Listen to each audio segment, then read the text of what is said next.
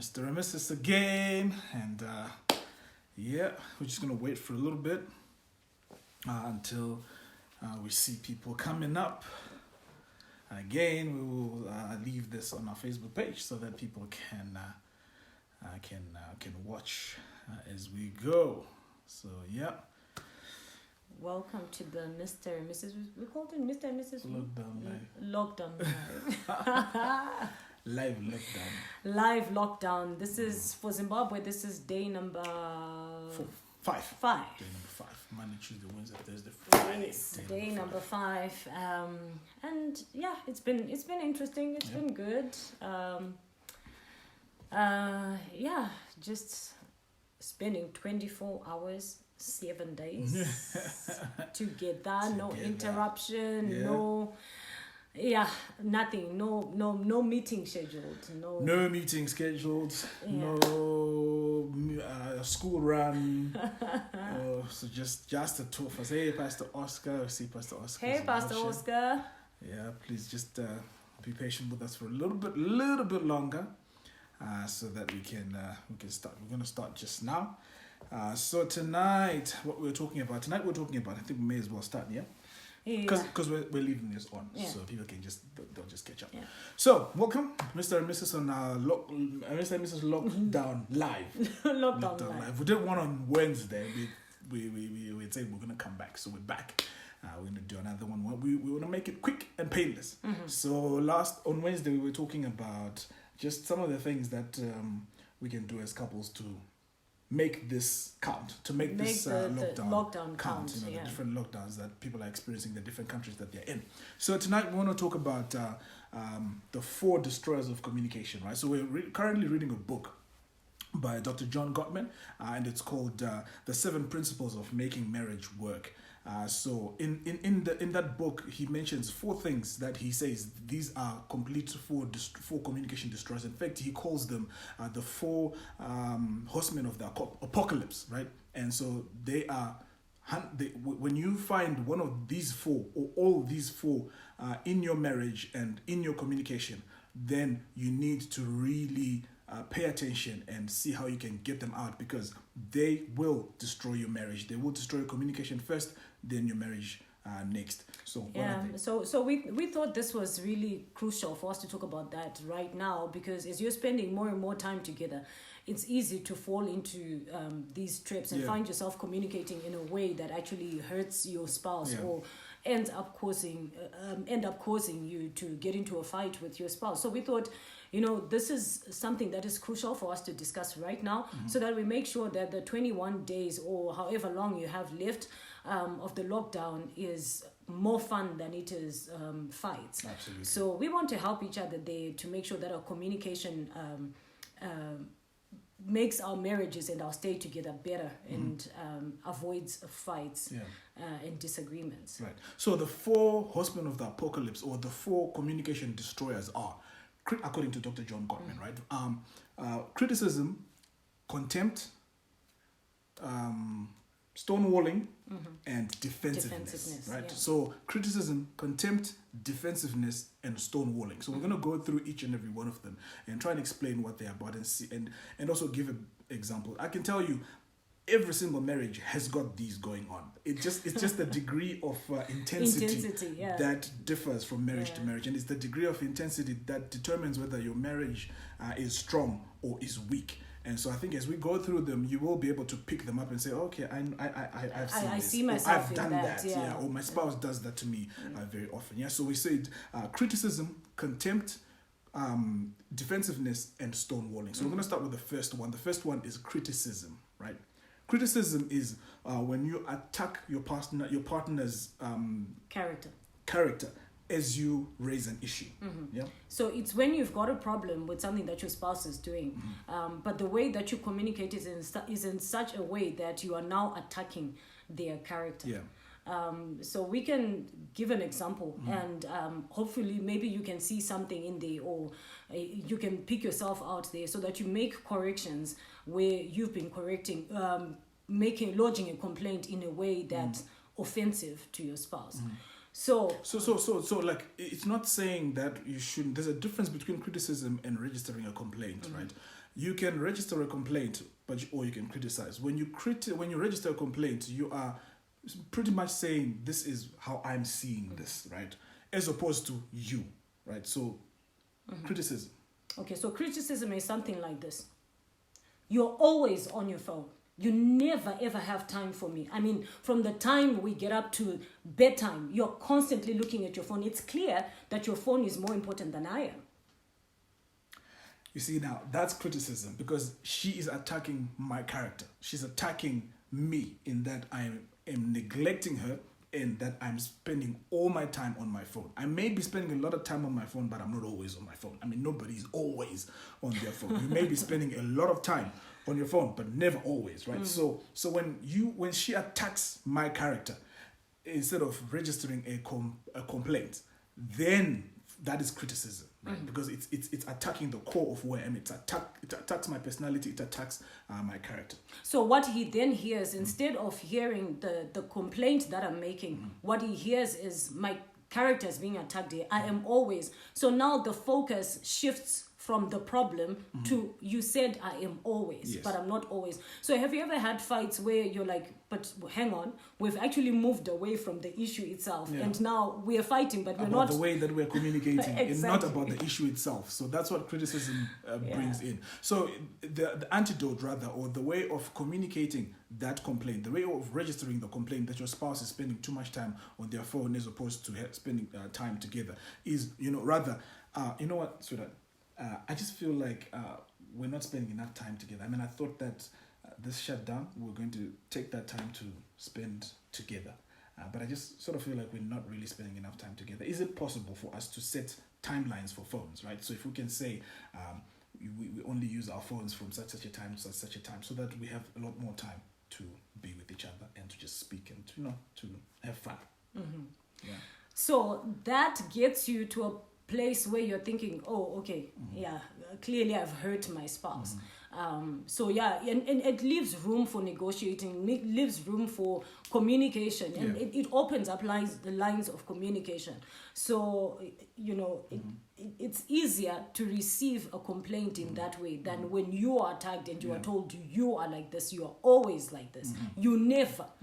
Yeah. And also, like, when it's criticism, when it's registering an issue, notice that it has to start with I feel, and then from I feel to I need, right? So I feel like we're not spending enough time together, so I need us to set a time for phones, so that we have a lot more time and a lot more intentional time with each other.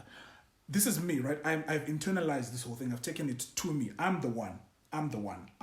But at the same time, it leaves her feeling like, okay, I do spend a lot of time on my phone.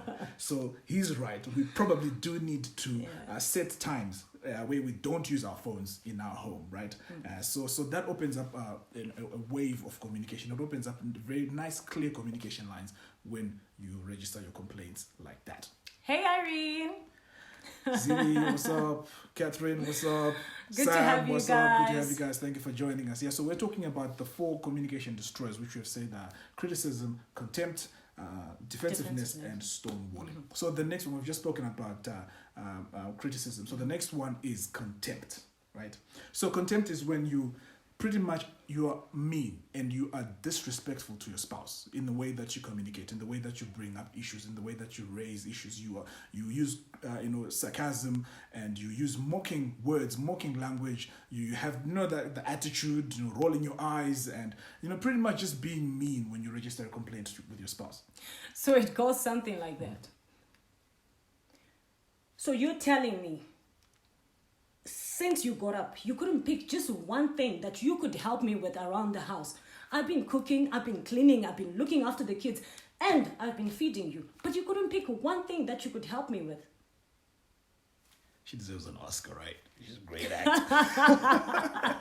So that is contempt, when you really communicate in such a way that you take the moral high ground. You are the one that is superior. You take the superiority over your spouse in terms of registering a complaint. You are the one who's just sitting there. You're just sitting there. You spend the whole day just sitting there. I'm doing this, I'm doing that, and I'm doing this. And you're just sitting there. You're such a couch potato and you're useless. That sort of vibe where you are communicating in a way that makes your spouse really feel low. So. But the thing is, you probably are doing all those things. At times it's actually happening that way, that your spouse is really just sitting on the couch and doing nothing, and you're running around the house headless. But at the end of the day, what you want is to communicate something and to get results. Exactly. So communicate in a way that brings you results at the end of the day. And so the antidote to contempt, if you find yourself in a place where you're like either your spouse or you're the one that is very, you are the one that uses contempt. The best way against or to reverse contempt is when you appreciate, when you have more areas of appreciation for your spouse. So you look for things, the good qualities that your spouse has, and you appreciate those more. And, Dr. John Gottman uses a principle called, where they say that you have to build what is called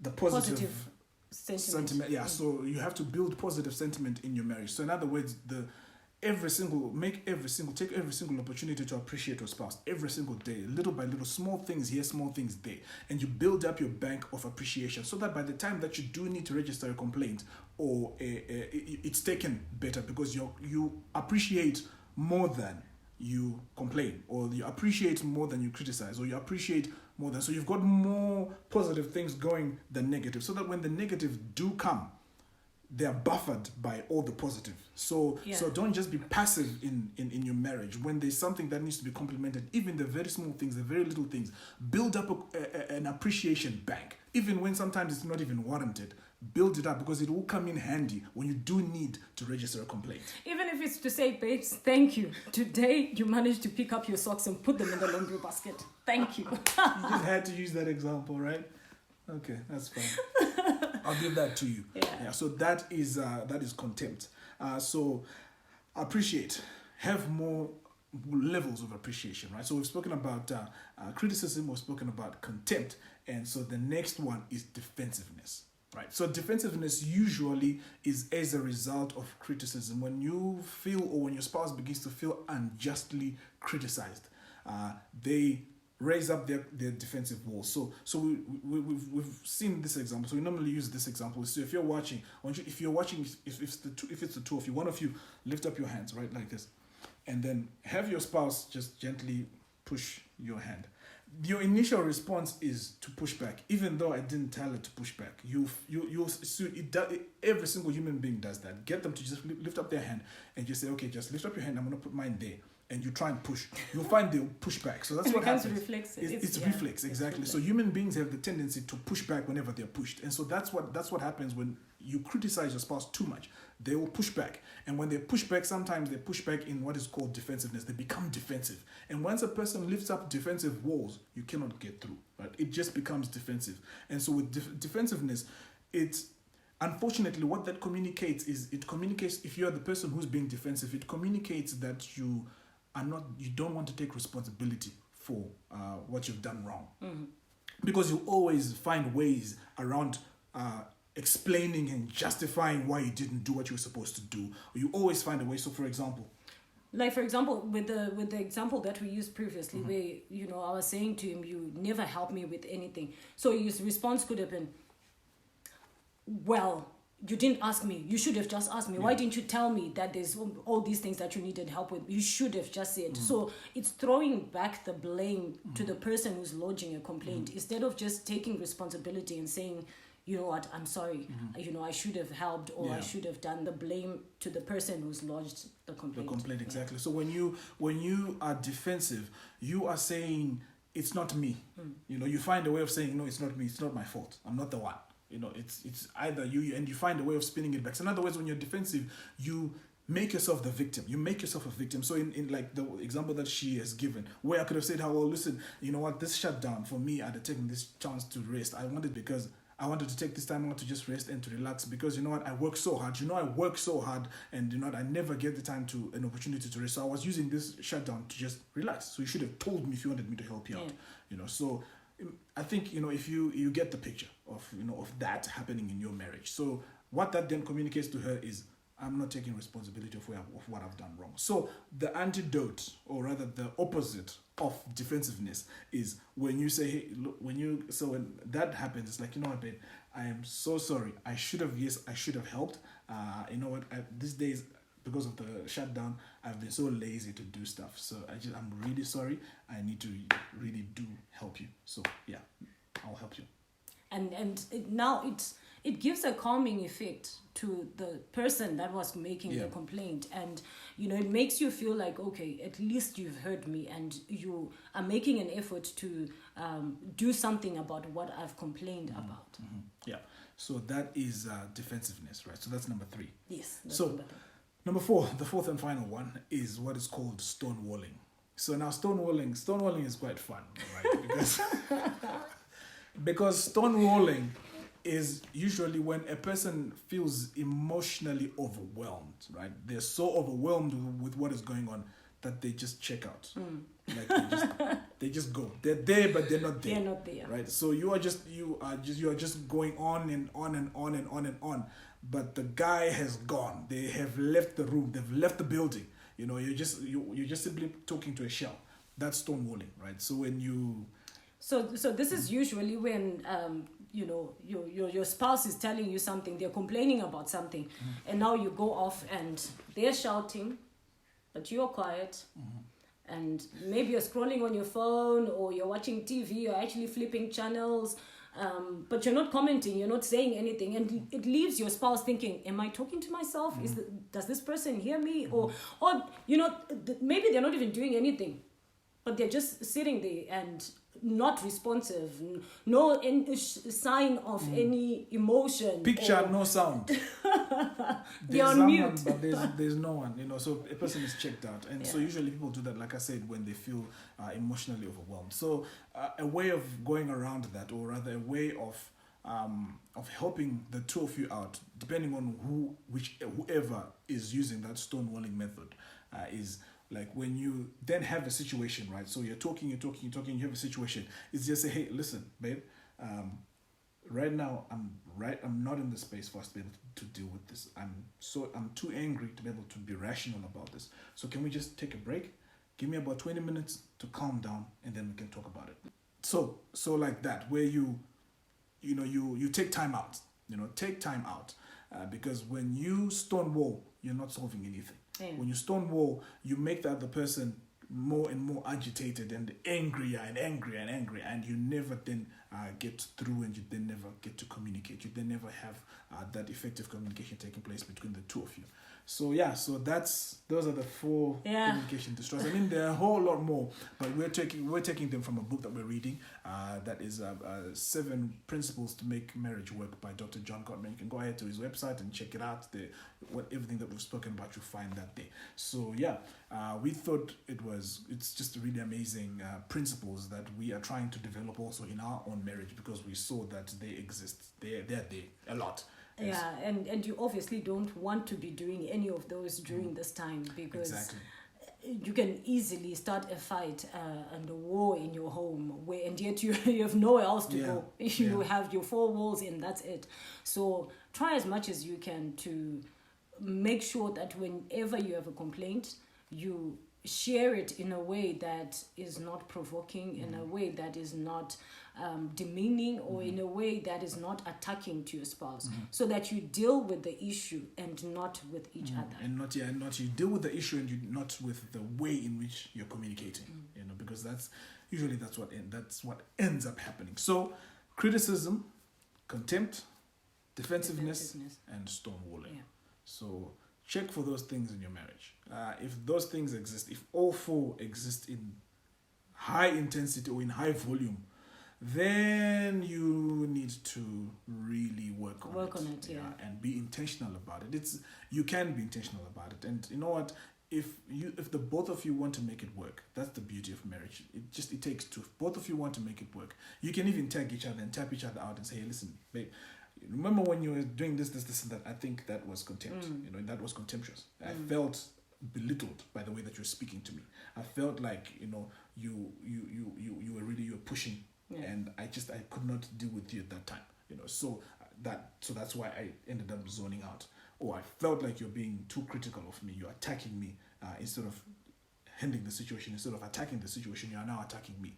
And so so the thing is with learning these things together, you are able to pick it out whenever a situation arises, so that you can talk about it later and say this, for example, because have you ever been in a conversation with your spouse where you're like, your spouse says you do this when we are fighting, and you're like, really? No, I don't speak to you like that, because you don't remember it, because you went through things, you were saying things through in the heat of the moment, so you probably don't remember the way that you were communicating to them. But when you now go through these communication skills together, you can now then point out and say, okay, for example, at that time when you called me a couch potato, this is how I felt. Yeah. Or when you did this, or when you rolled your eyes at me, this is how I felt. Yeah. And the more that you do that, the more that you practice to actually weed out those kind of things. Because hey, you've been at this for I don't know how long, however long you've been married. So it's not just going to go away just like that. It's going to take time and you practicing and you putting it into place. But the more that you do it, the better you become at it. Absolutely. And like we're saying, that you give each other pointers. And so just a point to note, like, give each other the space. Like, for example, in the stonewalling part, when your spouse does say, let's take a break, look, we understand that it's heated, right? You want answers now, and you want the thing resolved now. But if your spouse comes at you and says, you know what, let's take a break, what that really means is, I do want us to resolve the situation, but we're not going to resolve it with the way things are. I'm not in the frame of mind. I'm not in the frame of mind to be able to resolve this. Otherwise, I will end up either completely shutting down and we won't resolve it, or I'll end up exploding and saying things that will eventually regret. That we can't take back. So give each other the space. If your spouse does come at you and says, hey, listen, I need a break, let's put a pin in it, let's press pause. I understand you're angry, and I understand you want answers now, and I understand you want me to explain myself right now, but I'm not there right now. Can you just give me a break? Give me 20 minutes to just calm down, and you walk out of the door if you need to. But and as you are thinking, don't be thinking of responses, right? Don't be thinking of fancy comebacks, because I know some of the times, it's like, particularly us guys, we do that. We have arguments, right? And then when we're done, you're like, wait a minute, I should have said this, and I should have said that, and then I should have responded like this. So when you do get your break, don't then start playing the whole argument in your head. I'm going to say this, and then when she says that, I'm going to respond and I'm going to say this, and when she says that, I'm going to say this, because usually that doesn't play out like that. So when you do take that break, remember to just clear your head. And don't even think about the fight. Don't even think about whatever is going on. Just find a way to just clear your head so that you genuinely calm down. And when you then come back together, you're calm and you address the situation, you address the issue, and you get it sorted out. And remember, whenever you have a disagreement, the point is you want to correct a situation and not each other. The point is not to see who outsmarts the other. Absolutely. So the point Molly, is, how you doing? Hey Molly. The point is to correct a situation. So whatever you're thinking in your head, always carry that in your mind, that we want to deal with an issue and not to deal with each other. Yeah. All right, cool. Like we said, we wanted to keep this short and painless. And short and sweet. Okay, short and sweet. I hope you've learned one or two things. We learned these, and I think they're absolutely great. And so, like we said, we're going to leave the video up so that you can come back to it, or you can share it. Share, please. Share. So like we'll come back again another day, and we'll do a little bit more. So like we're saying, these videos, these lockdown lives, are just so that we can help each other make the most of the time that we are in lockdown in the different places that we're in, so that by the time that we're done and the lockdown is over, we can look back and say, you know what, we worked on our marriage and we had fun. We may have been forced into it, But we made the best. We made the best out of it. You know what? We came out stronger as husband and wife, and you know what? We're solid now. And well, thank God for this lockdown, you know, because it has really, really helped us. This is the time where really there's no school run, there's no assignments, there's no work that really needs to be done. It's just really spending time. So take this time out to work on your marriage. So yeah, we'll be back again. We'll let you know when next we'll be doing another lockdown live. If you have any ideas or any suggestions of things that you'd like us to talk about, you can drop them in the comment section, and then we'll read about them. If we don't know them, we'll definitely do our research on them, because we love doing that, and then we'll come back, we'll talk about them, because like we said, we are not masters at this. You know, we're also learning. The reason why we do this is so that we learn, so that we can also build up on our marriage. Yeah. So cool beans. Cool. Mr. and Mrs., we're out. Remember, keep on loving. Keep on loving. Thank you so much for watching.